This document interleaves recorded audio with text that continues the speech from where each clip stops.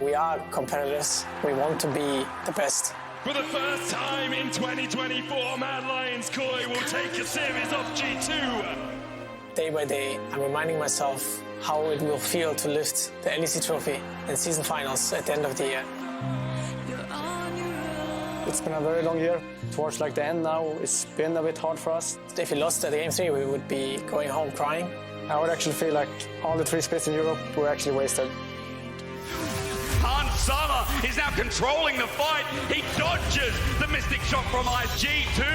What feels like a point of power. I'm really confident, to be honest. I think we already showed that we can beat G2. The series versus Fnatic was super close as well. I think we're capable of beating both of them. Fresskowy though begins to open up. Jump, jump, jump. He finds one. He's looking for 2. John stuns him for a second. All of MDK somehow still alive. They have been in tough situations and they didn't make it. And we have been in tough situations and we made it.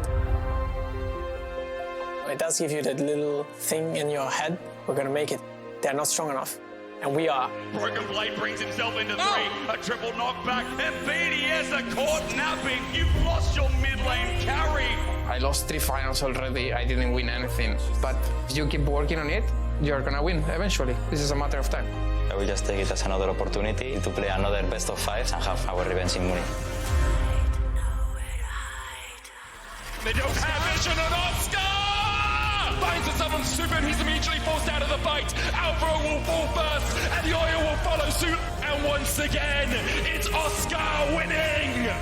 You want to win, that's the best. When I went to Montpellier, it was the best day of my life. I wanted to win everything. Now we are here and we want to take the trophy. The Mad Lions series was tough and I want to give them credit for that. But again, that is the last time they will do that. This will not happen again. They are actually hungry to win, but I'm more hungry to win. So I'm going to win.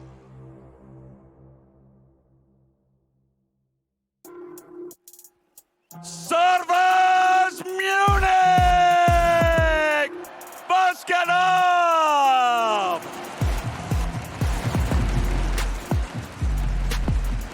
Kings have been made and broken on this stage. You know it. Our lower finals are hoping to keep their dreams alive. Those finalists, they hope as their eyes are set on the crown. I'm done barking, I only bite. Drop the roof for the night like it's only right. Hold it tight, both hands on the holy grail. Come and get it when you fail, you can hold the hell. If you're gonna talk that talk, then you better know how to walk that walk. Tell the off, let's run it. Everybody gunning for the top, let's run it. Go ahead, show me what you got, run it. This is where the shooters get shot down. This is where the hunters get hunted. Yeah, let's run it. Everybody gunning for the top, let's run it. Go ahead, show me what you got, run it. This is where the thrones getting overthrown. This is where the hunters get hunted. Yeah, let's run it.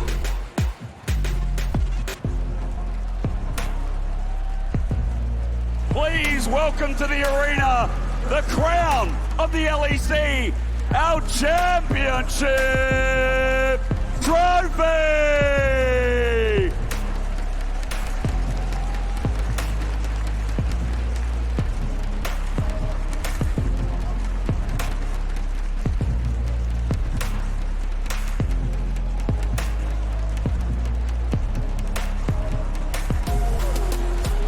Months of competition, and now only one game is standing in the way for these teams to make the final.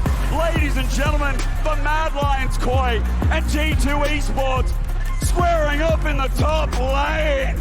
It's Broken Blade and Myrwn.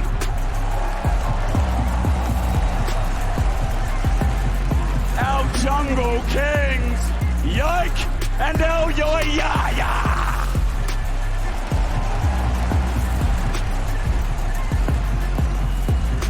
Our MVP in the mid lane, Caps versus Fresskowy!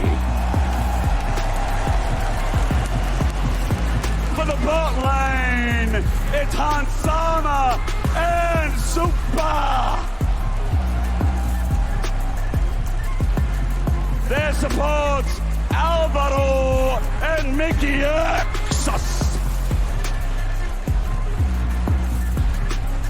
and their coaches supporting Mad Lions, Melzed and Zeph, backing up G2, Dylan Falco and Rodrigo. Myrwn, give it up for Mad Lions and G2 Esports! It's time for our lower final to begin. Myrwn, make some noise! Come on!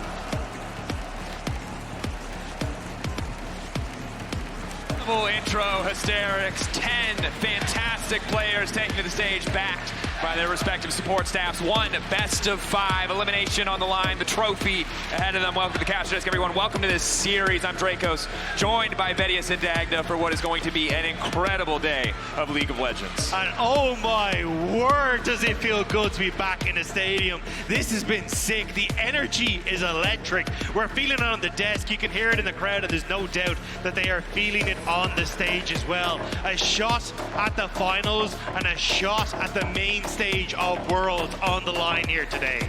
And we're not going to be waiting long. We're going to be jumping straight into the draft. Where does the Ashe priority fall? We know that both AD carries like to get their hands on it. The Ezreal, something that we've seen as a highly contested pick throughout the season finals. G2 showcase, they don't like dealing with the vibe, but we know that they can play it as well. How have the priorities shifted? What have both these teams cooked for us coming into today? Especially when we saw the last time these two teams faced off, Morgana and Answer eating two things like the Vi. We saw G2 going for a very different route when it came to, hey, we want to go for these AP mid laners, see if we can fight through that. They've now shifted that style back towards the AD mid laners, as we already get into draft. Some pressure on towards the mid lane already with the Tristana and that Azir gone, and Vi banned away by G2. Alongside the Braum as well, already a little bit less focus on AD carries than we saw in their previous series. Poppy now taken off the board too. Seems like some development has happened since the last time these two teams faced off. And of course, gentlemen, keeping our eyes on any potential solo queue flavor that the players might be bringing out for this series especially. I mean, this is heavily suggesting a Rell first pick for G2, something similar to what we saw in their VDS series. Mad Lions Koi, I wonder if the Corki plus the Maokai priority is going to be the same. We know how effective that combo is and how reliable with the smaller taken off the board. We will see if this priority on the Rell will come through, or if instead it will be something like the Maokai or even the Ashe. Yeah, I think it'll be the Ashe coming through here. It's something that G2 have prioritized first pick whenever it is available. And Hans Salmon has been so good on this pick, dominates when it comes towards controlling that pushing lane as well.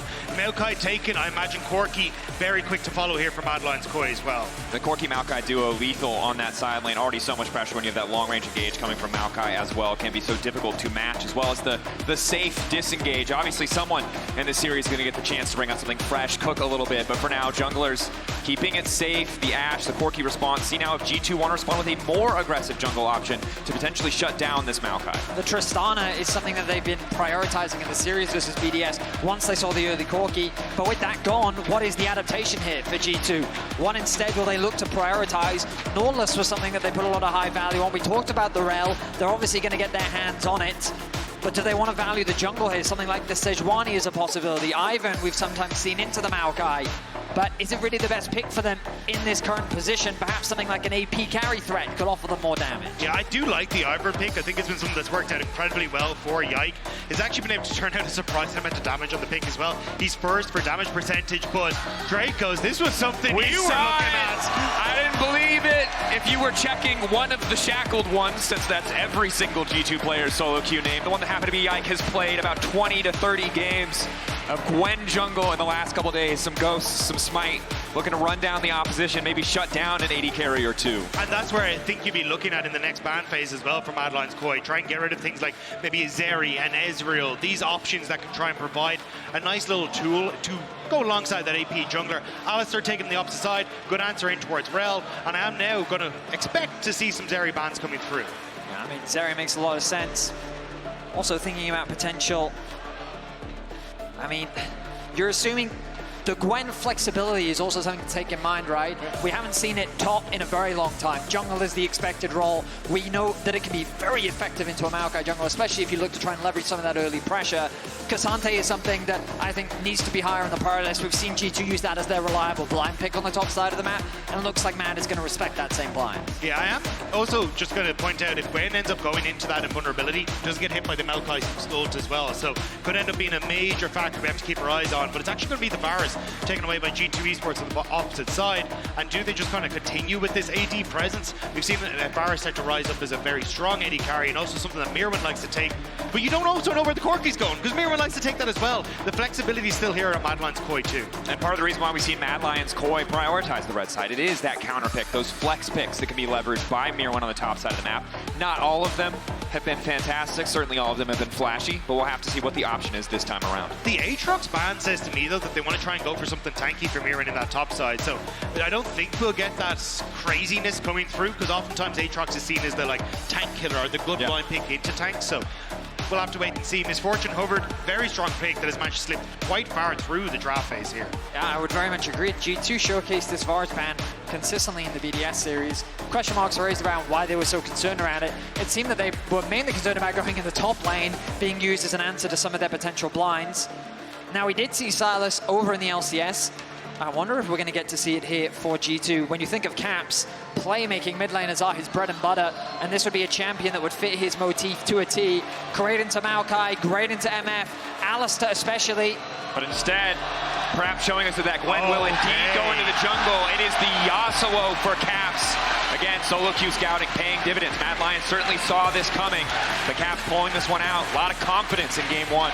And the Kennen to answer on the upside. The thing is, though, when you're up against an MF and a Kennen, I don't really know if I want to be the Yasuo that's stuck in an animation. That seems like a bad place to be. So this for G2 Esports, very much a wombo combo, but I think you have to actually play it a bit more pick-orientated here, just because when you look at Mad Lions Koi, if you jump onto a Corki or into the rest of that team, there is so much lockdown and follow-up that combo may just turn back on top of you. Yeah, I feel like the Mad Lions Koi just have a strong mid-game teamfight comp, right? Like, it's very bread and butter, it's very straightforward. For a game one on the big stage, keep the competition simple. Yes. They have control over the mid-wave. Kennen versus Renekton, the early levels can be a bit shaky, but Kennen should be able to get priority in that lane. The only dangerousness is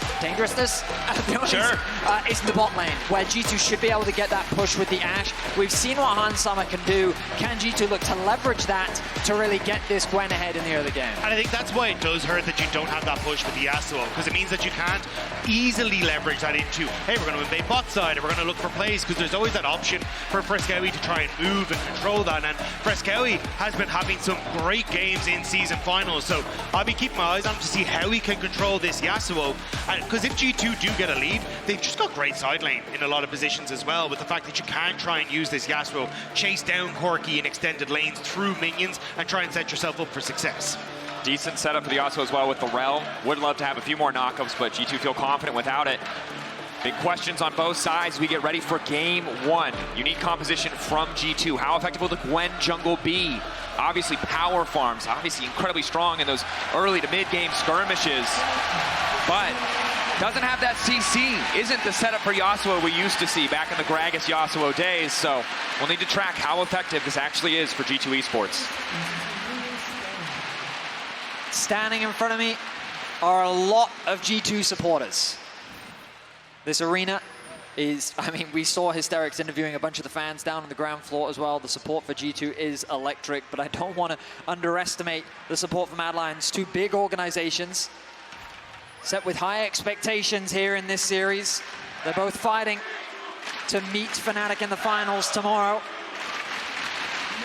But you already hear the roar of the crowd as we're getting ready for our first game of this best of 5. And so often the first game on a big stage in a big series, it's slow, it's measured, it's controlled. As infectious as this energy is from the crowd, the players can't afford to get hot-headed, can't afford to overstep. So we'll see. Is it going to be that standard, patient, slow game, or maybe Will G2 be able to up the pace, leverage some of their early pick potential, the power of their side laners? Well, I think a huge amount of that, as you say, has to be through side lane for G2, because this is the only place that really provides you the CC consistently that you're going to be able to utilize. Like looking at Mikyx to try and go. Now, he does have Alvaro that can try and contest that, so maybe a little difficult to try and set up Yike, but I certainly think having a bit of a visit up towards Broken Blade isn't going to hurt Yike at the end of the day. It does look like, though, with him starting on this top side, it'll be a few minutes before he can make his way up there. And probably a similar story in bot lane as well, right? Our friend in the Alistar pajamas with the cowbell in the audience is doing more work at level 1 than Alvaro is going to be. Of course, just a reality of the champion. So falling behind at least a little bit here as Gwen, as expected, starts to power clear through the early jungle. Keep my eyes on mid as well. My expectation was that Fresskowy would be able to get this early push, but the frustrating thing about Yasuo, especially by getting that E, it gives you a lot of lane control. You can walk up, go for these short trades, and then dash back. Thank you very much, Cavs, for demonstrating. Fresskowy very much has to respect that, so he's not looking to over-push. Instead, they're keeping the lane relatively neutral. On the top side of the map, though, Broken Blade getting that early push, something that we often see on Renekton, because Kennen, very squishy champion still. These early few levels, you kind of have to respect Renekton's kill threat, but once you get a few more levels, you can really start to bully out and poke this Renekton. But overall, G2, you look at the minimap, pushing top, pushing bot, providing a lot of safety and security for Yike, but for the time being, he's just concentrating on doing that full clear. Broken Blade should be able to get a nice recall, though, off the top side here because he got that wave crash. So he's going to be at least in a slightly better position now if you want to try and go up towards that top side. Even able to pick up the early no magic mantle, it's just going to be super good, and Myrwn can see him checking the bush. He hasn't really pushed this out, so you're not really going to lose anything as Broken Blade walks back to lane here. For now, quiet early game. Reset for Broken Blade, as you highlighted. G2 keeping the pressure up on the bottom side of the map. Of course, Caps. That first back for Yasuo, incredibly crucial. If you're able to grab boots too, your life just gets so much easier. Early vision to spot Elyoya will let him know where the Maokai might go for a gank. Potentially looking to shut down Broken Blade, as the wave's in a decent spot for Elyoya to get involved. The question for me is what happens with Yike now, because he's already taken that bot scuttle. Broken Blade has the reset. You're up against 2 magic damage dealers on this top side, so there's a potential here where they might try and use that push in mid to contest the scuttle on Elyoya. Level 4 versus level 4, and Yike's on him first. Of course, the big thing about the Gwen, she probably wins the fights, you know? You don't have any CC, but you do have a whole heck of a lot of damage, and if it is the standard Gwen build, we'll probably see a Nashers early on, which will only make her 1v1 threat that much more real, even if it will take away from any potential early tankiness. The thing that you also have to keep an eye on as Gwen is, hold on. Backing up, initial stun landing down from Alvaro, that level advantage being leveraged incredibly well by MDK to at least crash that wave in, and now seeing a quick reset. The thing that you always have to keep in mind whenever Gwen's in a game is how good her Shroud is going to be. And when you're looking at a potential to get rid of Misfortune Ultimate, when you're looking at it for Elyoya Ultimate, there are a lot of long-range tools that like to be used by MDK that Yike should be able to move around. So I'm curious how much Yike is going to be able to get done in these later team fights, because I feel like if you just plonk yourself as the Gwen right in front of a lot of members of MDK, you're going to make life a little bit more tough for them as they try and enter into positions for objectives. Ultimately, a very slow and steady start, a small advantage gained for Yike from him being able to secure those early scuttle crabs. And of course, he is zooming his way through the jungle. Very fast, clear speed from Yike, especially once he gets a few more levels under his belt. You can see the blasting one secured. Only going to assist in that wave clear, jungle clear rather. First objectives are making their way onto the board with the dragon available. Neither team really sets their sights on it immediately. Perhaps we'll see that cross-map for the Grubs relatively early on. But kind of what we expect on that first game on the big stage. Everyone is extremely locked in right now. There's probably a degree of nerves, getting used to the environment, getting used to the temperature. It's very warm in the arena today. And, that's true. There are a lot of variables, and this is where things like experience come in handy. A lot of people turn their attention to a player like Caps, who's, I mean, he is the father of Europe in many regards. Certainly true, but now on the bottom side again, seeing an extended trade here. Sama making the most of the Ashe Q to just get some damage down, but no kill pressure quite yet. But MDK haven't really been able to leverage that push they had made on bot side. You can see they considered starting up the Dragon, but instead just going to take it for the Void Grubs instead. But it has been kind of the bread and butter now of G2 since we've hit late game summer and also coming into season finals to try and go for this early objective. So this is definitely something they're going to be trying to leverage as the game goes on to draw MDK into these fights where they're going to try and get that big wombo combo off. The objectives being traded from both sides. Caps is fishing though, just trying to get a bit of information as to what Elyoya is up to.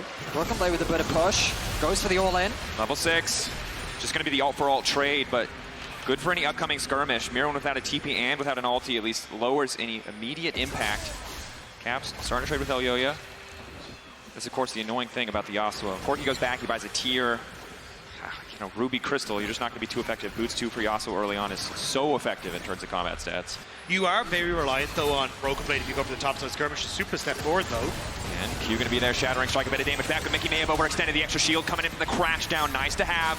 And Hansama just continues to auto as much as possible, but that health bar is so low, they desperately need a reset. Good sidestep from Hansama on Alvaro's knockup, though, meant that he's able to continue the trade. And I think at this stage, it's more about trying to get Supa low on mana so he can try and push this wave in. And he can't really go for anything where you can hard push the wave in to force you to lose CS. So they should be okay now to take that reset, but I'm still just watching and waiting to see how MDK operate, because the big focal point for me with Mad Lions Koi was the early aggression, and they might go on to Caps. Caps has the creeps to dash through, should be easy. Steps back to make sure he has the correct direction. Now has the Q3, but Elyoya just gonna flash in the Q4 with a knockup. Not gonna be there. Caps flashing out the wind wall. Waiting, taking his time, blinking. 92 HP. Run, run, run, little sapperling. The damage not gonna connect. Caps able to narrowly escape death there. Forced to expend the flash. No Yike to assist him, but he gets away safely and is able to walk away with his life. No first blood yet. Fresskowy crucially didn't flash, and he might need it here.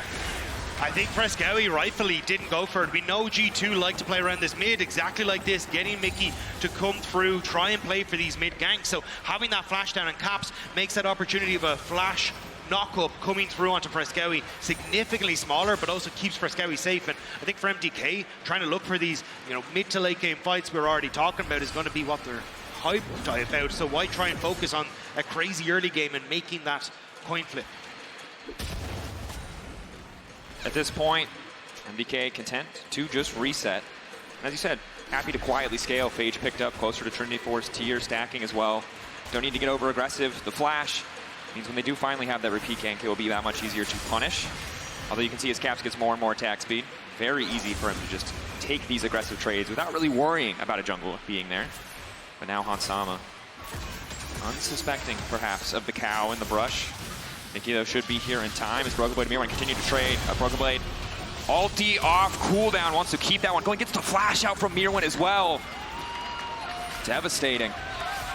Just keep your eyes on Caps as well. He's constantly leaning up towards his top side every chance he gets the wave into a neutral position. So I think it's just putting a little bit of pressure onto MDK about, hey, are they going to go and try and look for a dive? But now Fresskowy might have to flash himself.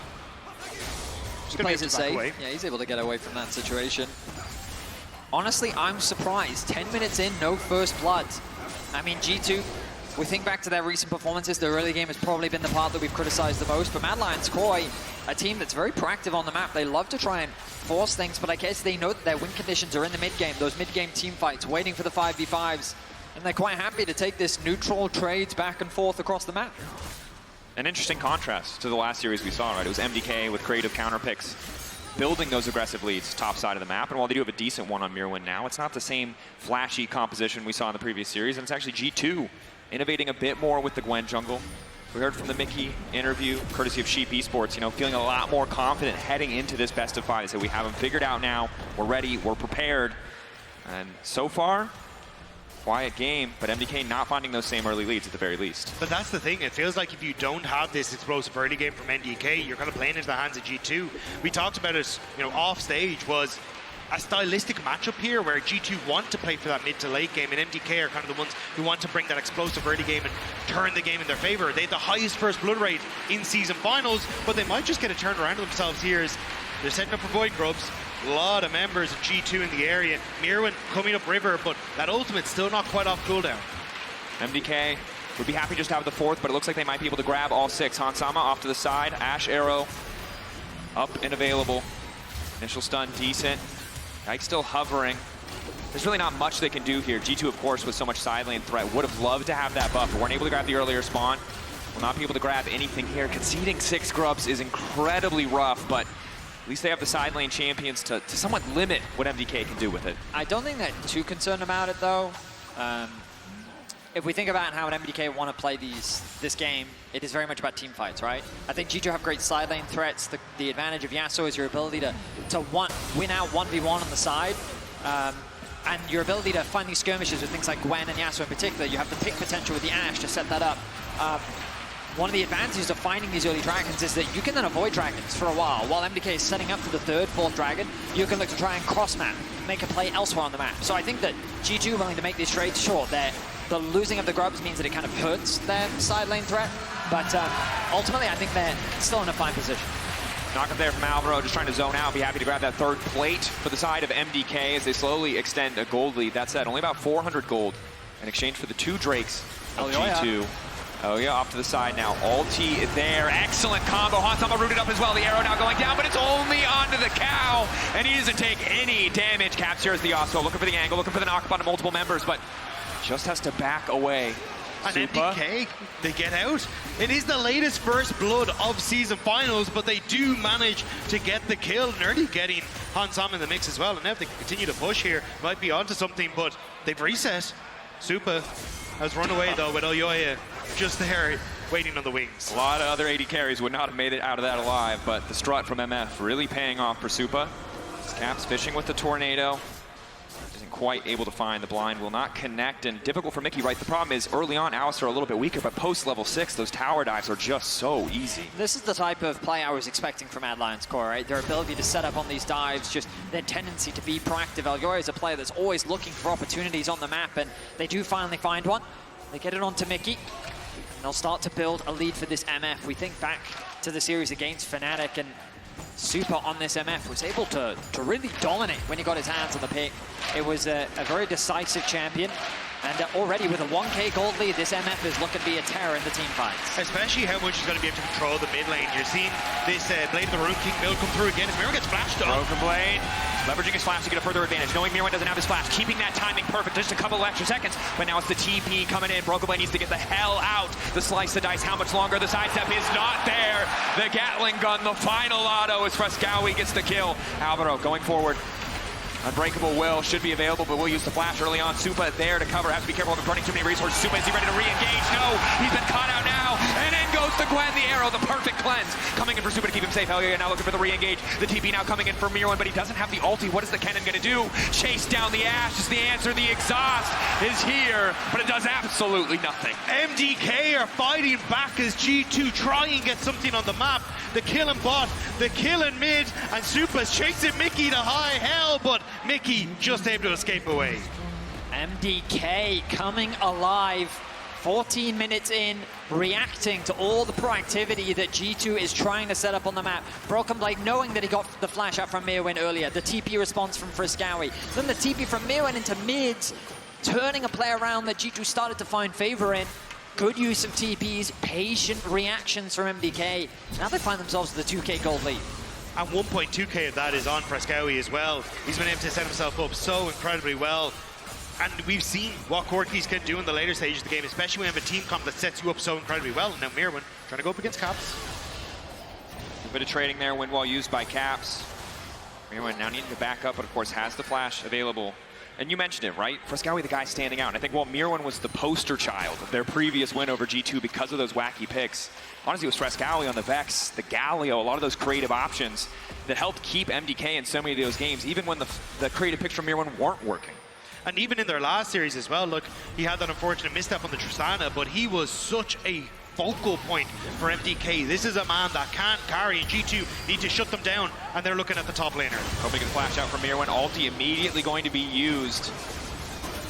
The wind wall in the mist, stop the damage, but Myrwn's still fine for now, still has the flash. You do get an example there of what the mist can do against this Kennen, and now with having no Kennen, Alvaro X-Flash is over. Has he got his team? He doesn't. But for a moment, they failed for the bluff. Now they've realized that Alvaro is all on his lonesome, but the Unbreakable Will is now coming out. Supa waiting over the wall. The mist already gone. The ulti hitting the cleanse not available. Hansama immediately looking to follow up off to the side. Alvaro's taking out Myrwn coming into the back, but doesn't have an ulti. It might not matter. Fresskowy firing back. Supa grabbing the kill. The wind wall is there.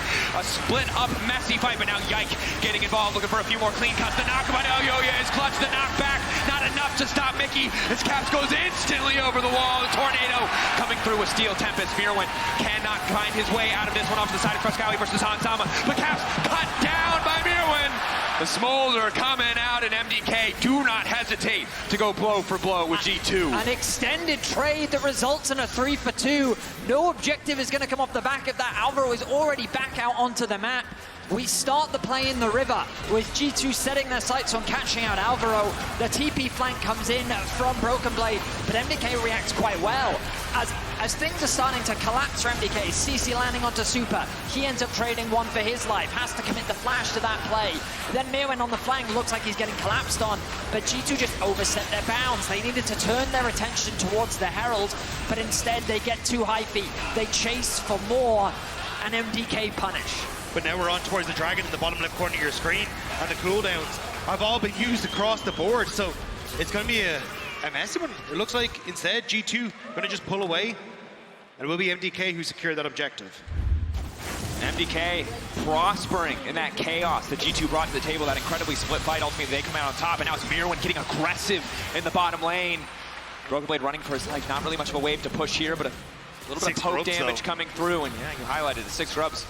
Keeping this push going for just a little bit longer. I think it's able to grab this longer, yeah. Off of 2 caster minions? And a dream on that one. That was the easiest 650 they have ever made in their lives. 6 grubs looking very powerful in that context. I mean, yeah, if you've ever wanted to see the value of grubs, that was a great example of it. They spawned and saved those caster minions for so long. I mean, meanwhile, on the top side of the map, G2 is looking to try and cross-map. They did secure the Herald. That's sitting on top of Yike, but Caps really can't push much more than that as MDK make their way back out onto the map. No neutrals ready to play for in the immediate future, so these mid towers become a much higher priority right now.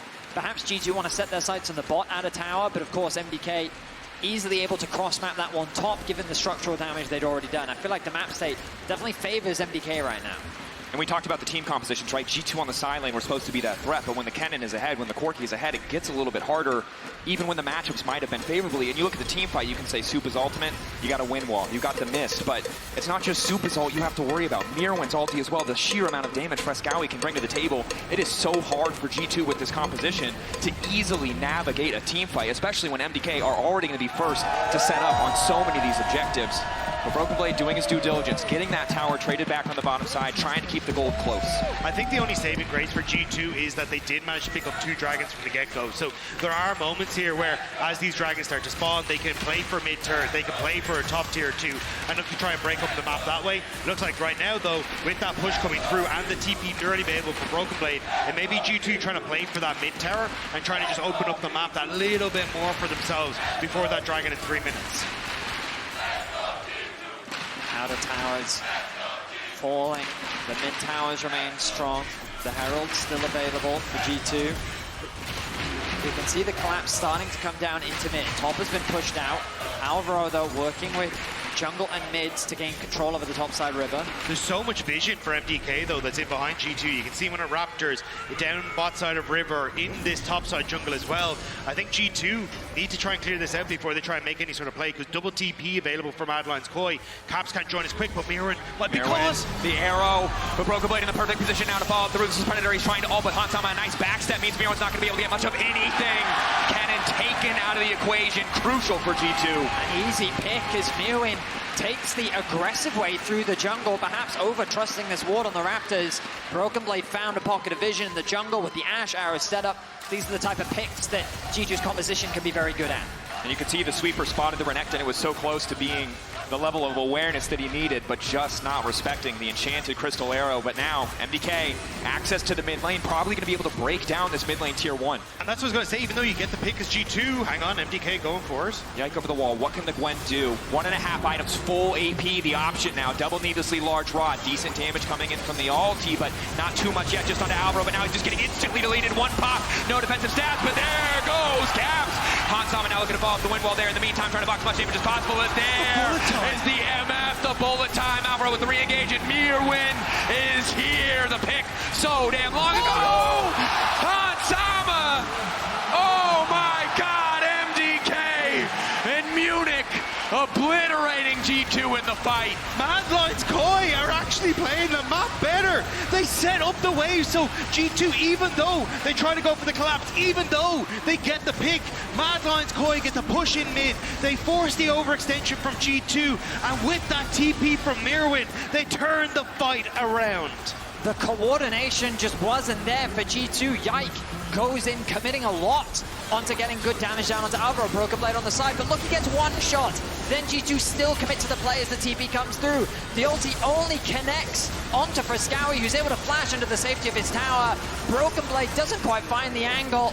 And with a beautiful MF ultimate, MDK shut down the team fight from G2. Supa showing why that MF has so much value.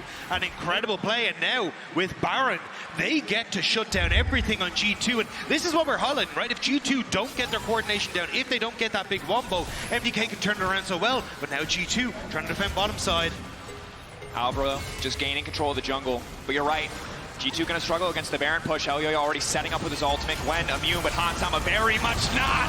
Elyoya instantly going in, now looking for a little bit more, but it seems he is overextended. Yike and Broken Blade looking to double team. TP now coming in, Alvaro with the punt back onto Caps. Caps now locked up, the flash dash through. Mikyx escaping. Elyoya taken out, the Baron buff delayed. Crucial for G2 to trade 1-for-1. But I'm running out of win conditions for G2 now. They need to find picks. Maybe they can play through side, but ultimately this game is going to get closer to just these bigger team fights, and it's MDK that's going to be dictating them. The only advantage that G2 has is that they can maybe stall. Maybe they can wait for more dragons. Maybe they can wait, but this game is very quickly, completely falling out of control. Mikyx looking for the engage. Fresskowy off to the side. A quick stun might be enough. They're trying to get over the wall, but Supa doesn't have the ultimate. And Fresskowy now gets cut down. Huge shutdown for Caps, but it'll be traded back now. Attention spent on the objective, but Yike is here. Yike with a smite to take this one away. The knockback, but they'll just burst him down. The Gwen doesn't have any HP!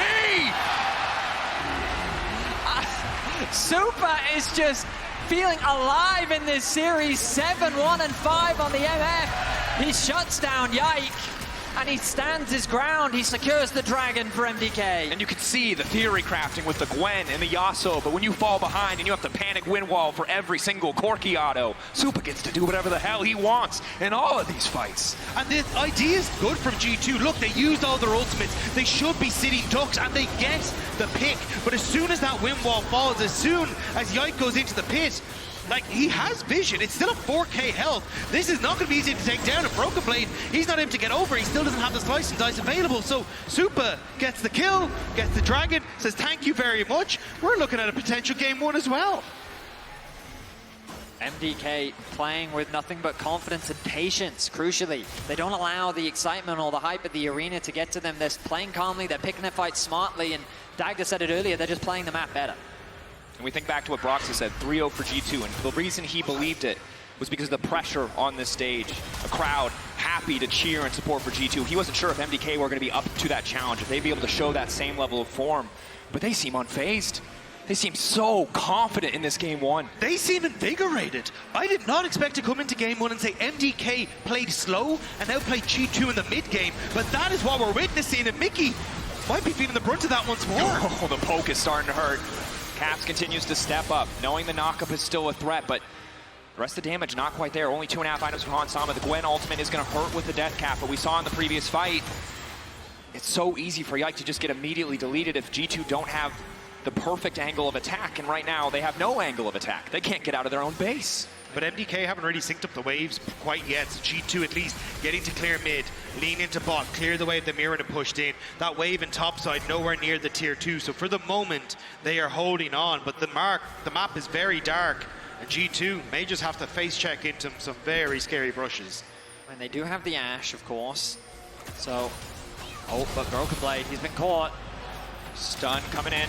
Broken Blade slowly getting run down. Should be an easy pickup. Supa now following through as well. Sterix Gage buys him the space he needs to escape. Walking away with a blinking health bar. Very dangerous situation there for Broken Blades. But MDK continue to control G2's jungle. They give them no room to breathe. They finally caught that top wave. Now they can put the pressure back on. G2 just doing what they can to buy as much time as possible. Fortunately for G2, the waves aren't really synced up, so if they can keep this sort of 3v3, 4v4 situation going, then G2 have more than enough wave clear to hold the line. In terms of the 1v1, Cap should be able to do just fine against Myrwn. And so it's a bit of a stalemate right now, but remember that the greater game plan here from MDK is to suffocate G2. Deny them of their jungle, deny them of vision, deny them of everything, ready to take the Baron in the near future. There's ulti. Yeah, the ult just going to force them away. Gwen immune. Initial damage block, TP on the flank. but they've been spotted out by the sapling, but Fresskowy crucially has been cut. Now Yike gets to unleash as the Gwen, the needlework, finally going to work. Supa now isolated, but he's using the cleanse. Free to free fire, but too far away from the fight. The win ball buys a bit more space for the rest of the team. Myrwn isolated and caught out. Yike now going forward, and it's Caps versus Supa. Caps now trying to get the hell out. That is one powerful misfortune, but Yike gets the reset. Supa running, sprinting, strutting his stuff in the midst of the fight, but now Yike instantly popped. Supa taking over Elyoya, hand delivering the quadra. Supa is just too damn good. The man spaces perfectly. He takes no damage, and he secures the quadra for MDK. The patience in that fight from Mad Lions Koi. Wait for cooldowns, play for Supa, peel for Supa, let Supa deliver us to the promised land of a 1-0 lead versus G2. The creativity of G2 cut down in the blink of an eye. 27 minutes in game one. MDK in total control of each and every single fight.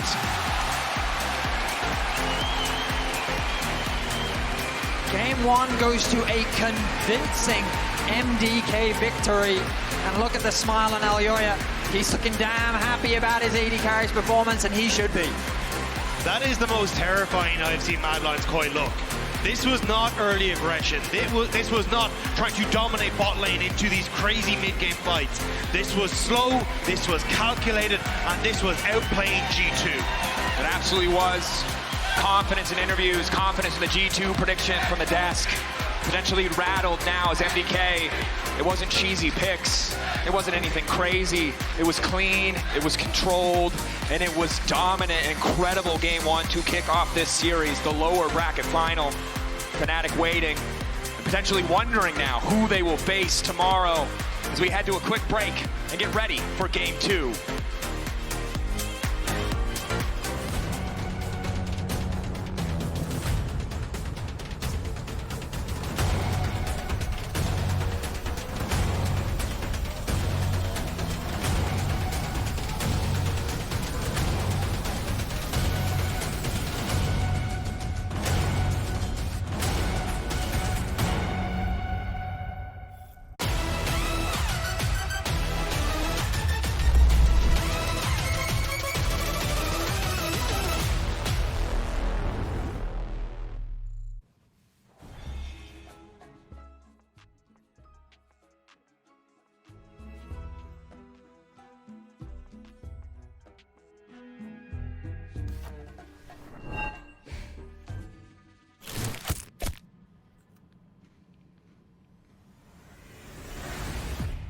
Even the biggest champ needs a break.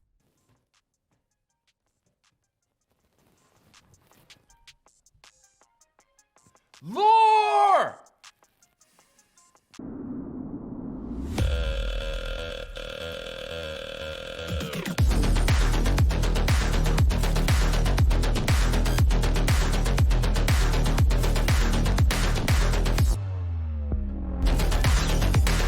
Wait, is he switching lanes?